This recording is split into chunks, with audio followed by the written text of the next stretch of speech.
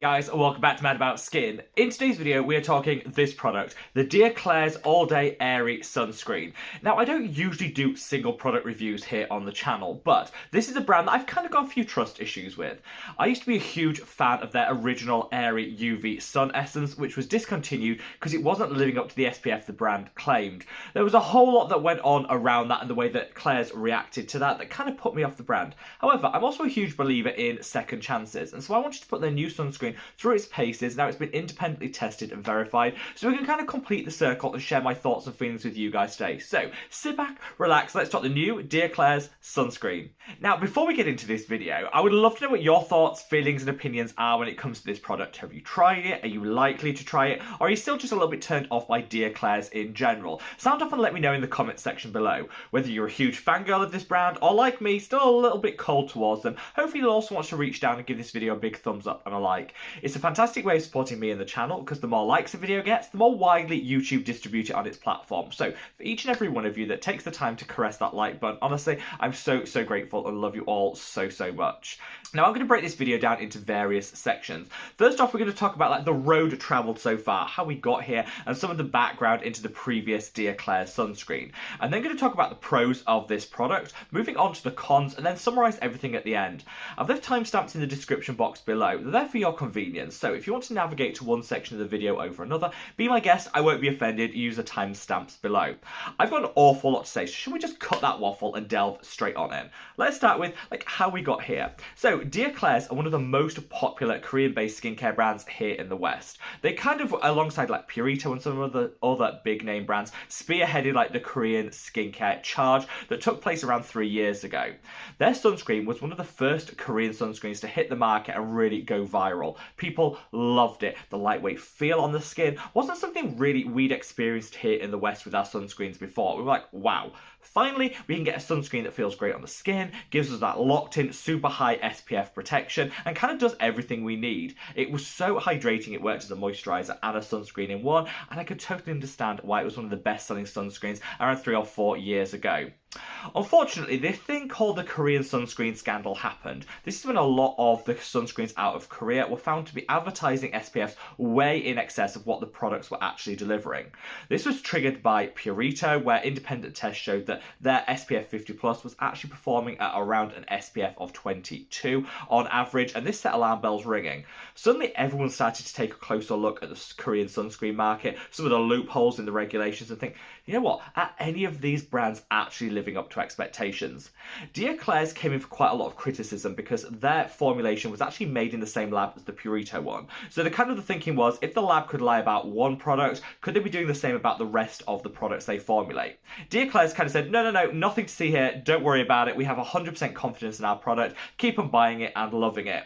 Then the pressure continued to build, and very silently they kind of removed the product from sale. It disappeared from their website, it went missing in action on a lot of their third-party resellers, but they never really said why or came out with an announcement to kind of keep us, the consumer, informed.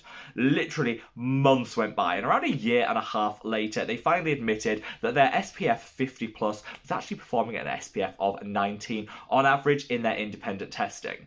The problem around this, and what left me feeling a little bit cold, was the lack of transparency. You know, if you've got concerns about your product, own up, state that as a fact to the consumer so we can kind of make our own decisions when it comes to buying the products.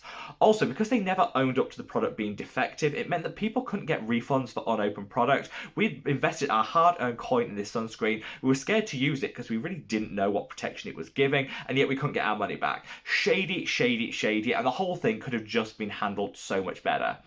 Dear Klairs did eventually say, you know, sorry, we could have handled this better. We definitely will learn for future launches, and we hope that this never happens again. We've been more rigorous in our testing. This is why I'm kind of okay with giving them a second chance, and the main reason I want to try this product today.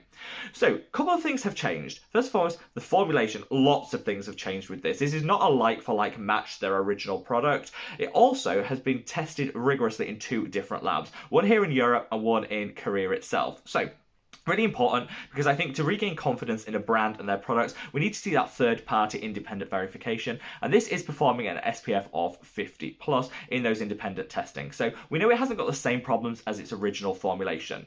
I'm all about the positivity here on Mad About Skin, so let's start with the pros first. The reasons why you might want to reach for this product. Well, unlike its original, now discontinued counterpart, this is entirely fragrance-free. The other one had some fragrant components with it, which could have been potentially irritating on sensitive skin. I don't actually mind fragrance in my skincare routine, but I know a lot of people out there are looking to minimize their exposure to it. And this has to be a good thing that we now have choice with a verified sunscreen that's also fragrance free.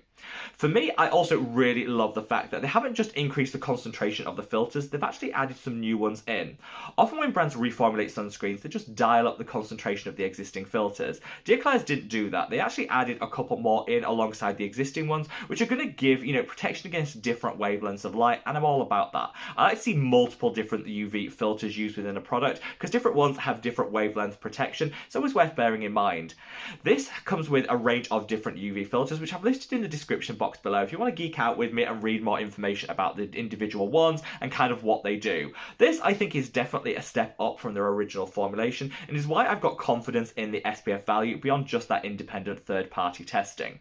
Also, different UV filters protect differently against UVA radiation, not just the UVB but the UVA, so this is going to have more broad spectrum coverage than the original one did too, which again has to be a huge tick in the box. When it comes to a sunscreen though, the key factor is how it applies and finishes on the skin. I'm wearing it today. I tried it with a little bit of foundation, a little bit of concealer over the top, and it layers beautifully on top of everything.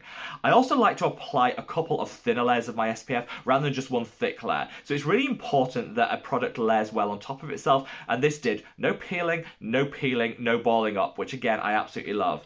In terms of the application, it's not dissimilar to the original Dear Klairs one. Super lightweight, really hydrating, disappears without a trace and with zero white cast or ashiness on the skin, which is really nice, and it leaves like just ever so slightly a glowy, dewy finish.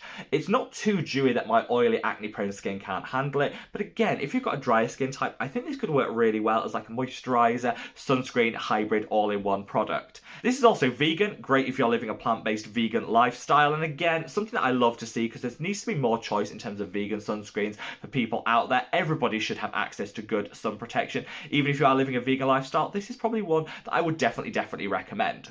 Now, those are the pros. Let's talk about some of the drawbacks and the cons. The price point of this. So this is roughly half the size of the original, but at the same price point. Now, 2 years have passed and we have got some inflationary pressures, but that seems like quite an increase in the price point when you look at like gram for gram, ounce for ounce. So I'm not hugely impressed with the price point. It's definitely up there when you compare it to some of its Korean competitors. However, I don't mind paying a little extra if I get a nice finish to a sunscreen. And this definitely, if you see how that's layered, there's no tackiness, no stickiness at all on the skin. So you know what? This is probably a product that I will keep continuing to purchase, even though it comes with a slightly higher price point. I'm not wild about the fact it contains niacinamide. The original product did, and this actually contains niacinamide in a lower concentration of 3%. When I reached out to Dear Klairs, they were quite transparent about that, which I love. Niacinamide works best in a 2 to 5% concentration, so it's definitely in that band. The problem is you reapply sunscreen, so I don't really like to see, reapplication of the same ingredient time and time again throughout the day, because that can build up, compound, and could, in the long term, create irritation, redness, and sensitivity. My skin is fairly sensitive to niacinamide, so that's definitely something to bear in mind if you're the same as me and try to limit your exposure to this ingredient. If you love your niacinamide, then you know what, you've got it in here in a nice balanced formulation and concentration, so it could work wonders for brightening and evening out the skin tone. The final kind I want to call out is regarding the UVA protection. So this is given a PA4+ rating, which is confirmed by those independent tests. That's all good. However, PA4+ still doesn't guarantee sky-high UVA protection. For a day-to-day sunscreen, I think this is an absolutely wonderful choice. If I had super high UV exposure, I was at the beach for example, I'd probably want to go for a product that has a higher level of UVA protection, which you can traditionally get out of some European style sunscreens, and I captured some of my favourites in a recent video, which I'm going to leave a link to up there. Day to day, this is absolutely fabulous. However, in the right circumstances, I might want to dial up the UVA protection and reach for one of those other alternatives, and I'm happy to do that. Mix and match to your environment is the best way to approach your sunscreen. Overall, will I be continuing to use this bottle and repurchasing it?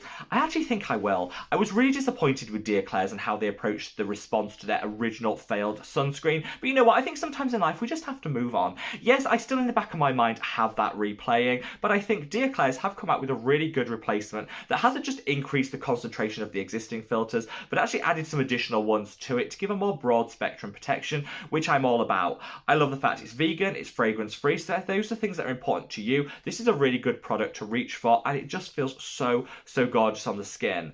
I think some work could be done on that price point. It's not going to suit everyone's budget, and I'm here to say you don't have to overpay for good quality sunscreen. There are some great affordable drugstore options out there, but if you want super lightweight, something in the Korean sunscreen market, this is definitely one that I think is worth trying. I love the fact it's got newer generation filters in there, so if you're looking for something different, more lightweight, this is definitely one that I think is worth a look at. I would love to know your thoughts, feelings and opinions, so sound off in the comment section below, and wherever you are in the world guys, stay safe, stay well and love your skin. Take care. Bye.